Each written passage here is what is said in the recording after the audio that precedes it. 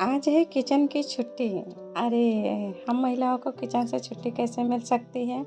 लेकिन आज जो बाबू के स्कूल में मैं टिफ़िन बना के देती थी, उसकी आज छुट्टी है। ये बहुत अच्छा आइडिया है, ये बहुत अच्छा काम है। हमें बच्चों को फ्रूट्स तो देना ज़रूरी होता है। हर हर महादेव, कैसे हैं आप सब?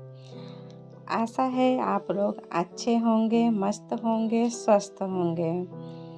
यहाँ मैं जा रही हूँ आज बाबू को मतलब नहलाने से पहले सोचे कि थोड़ा तेल मालिश कर दूँ।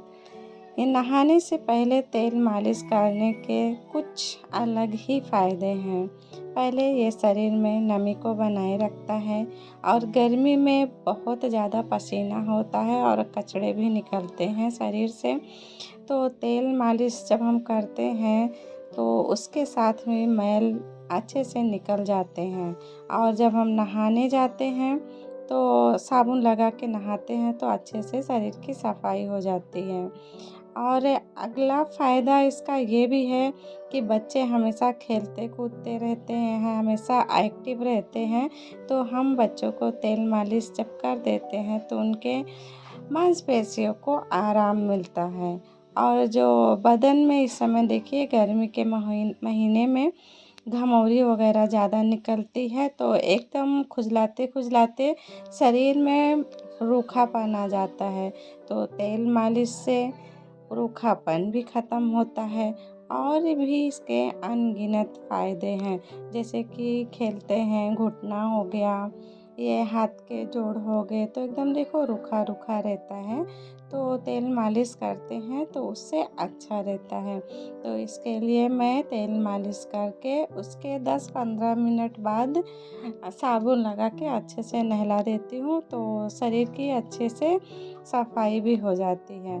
और वो बात हाँ, थोड़ा बच्चों के साथ में अलग ही टाइम मिल जाता है, अलग से हमें टाइम निकालना नहीं पड़ता है। नहीं तो बच्चे थोड़ा बड़े हो जाते हैं, वो अपना खेलने लगते हैं, हम अपने काम में बिज़ी हो जाते हैं। तो इससे हमें बच्चों के थोड़ा करीब जाने के उनका मतलब इमोशन जो होता है वो भी बाहर निकल के आता है और जो भी उनके मन में जो बातें होती है इसी बहाने हम आपस में बात भी कर लेते हैं। तो हर एक तरीके से फ़ायदा ही फ़ायदा है। तो यहाँ पे मैं मालिश कर रही हूँ और वो मस्ती किए जा रहा है। देखिए बोला एक्सरसाइज करवाओ। तो यहाँ मस्ती भी चालू रहती है बात करते-करते और मालिश भी चालू रहती है।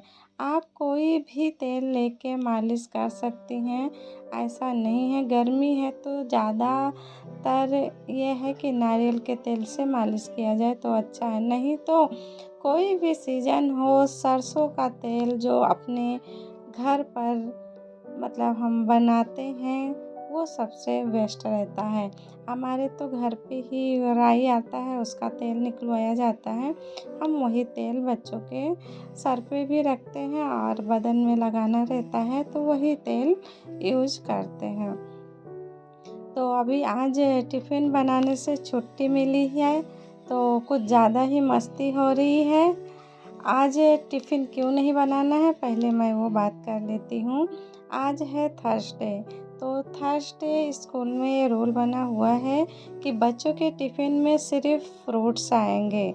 उस दिन कोई खाना, कोई रोटी सब्ज़ी या कुछ भी नहीं आएगा, ओनली फ्रूट्स आएगा और ये बहुत अच्छा आइडिया है। जहाँ पे ये रूल नहीं है, मम्मियाँ ज़रा ध्यान दें कि उनके टिफ़िन में एक ना एक दिन फ्रूट्स या हो गया या सैलेड हो गया, वो ज़रूर शामिल करें।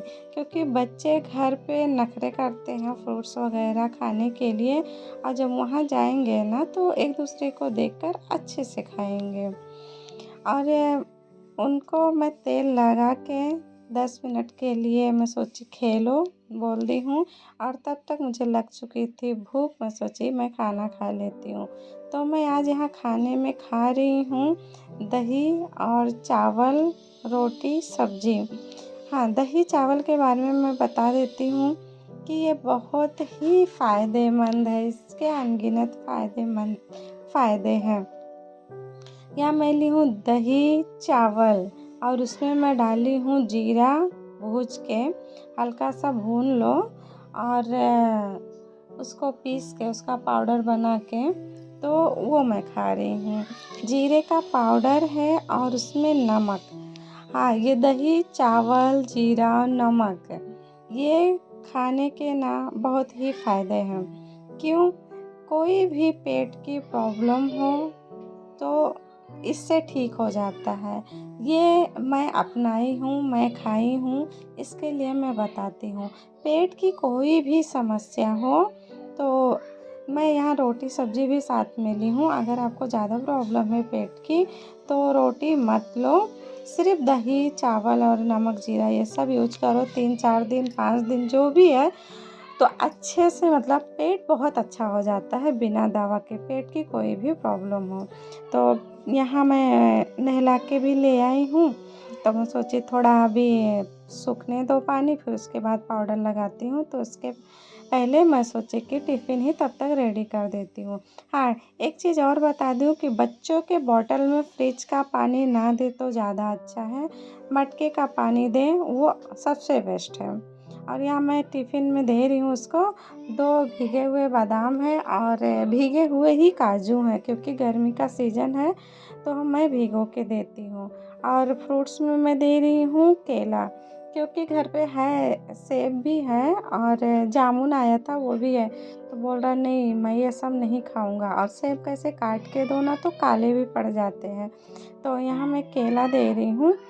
तो केले का जो पीछे का हिस्सा रहता है मैं काट दी हूँ और दे रही हूँ, और गाजर बोली ककड़ी भी रख देती हूँ। तो बाबू ने कहा नहीं ककड़ी मत रखो, मैं ककड़ी नहीं खाऊँगा, गाजर रख दो। तो गाजर मैं 4 टुकड़ा गाजर रखी हूँ और उनको बता रही हूँ कि मैं ये चीज़ रखी हूँ स्कूल में खा लेना।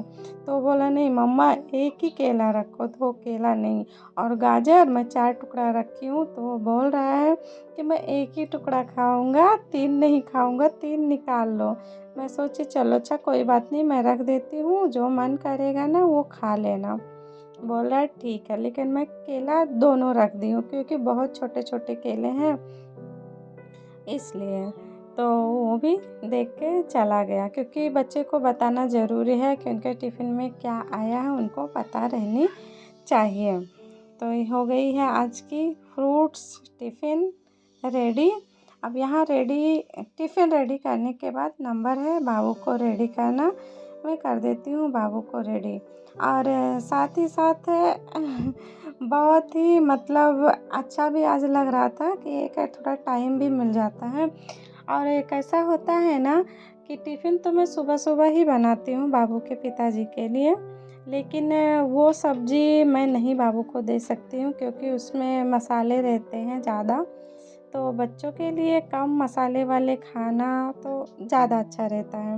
और अगर सादा सब्ज़ी भी बनाती हूँ उनके लिए तो कैसे उनको थोड़ा तीखा चाहिए, मिर्ची डालना पड़ता है, और बच्चों को मिर्ची देना ठीक भी नहीं है, और बच्चे कैसे तीखा रहता है ना तो खाते भी नहीं हैं। तो यहाँ हो गया बाबू रेडी, और मैं टाइम टेबल के हिसाब से फिर बुक चेंज कर रही हूँ। बुक क्या देना है रोज़ बैग देख के मतलब टाइम टेबल देख के देना पड़ता है। और उसके बाद देखो कंघी करना ही भूल गई थी, और वो बाजू में एक लड़का है तो वो भी साथ में दोनों जाते हैं, दोनों एक ही क्लास में हैं। तो वो पूछने गया था आप रेडी हो गए क्या? तो मैं बुला के कंघी की, उसके बाद लिए भगवान का आशीर्वाद, और अभी चलने का टाइम हो गया, फिर चलते हैं। मिलते हैं अगले ब्लॉग में, तब तक के लिए हर हर महादेव। बाय बाय कर दो। Bye bye.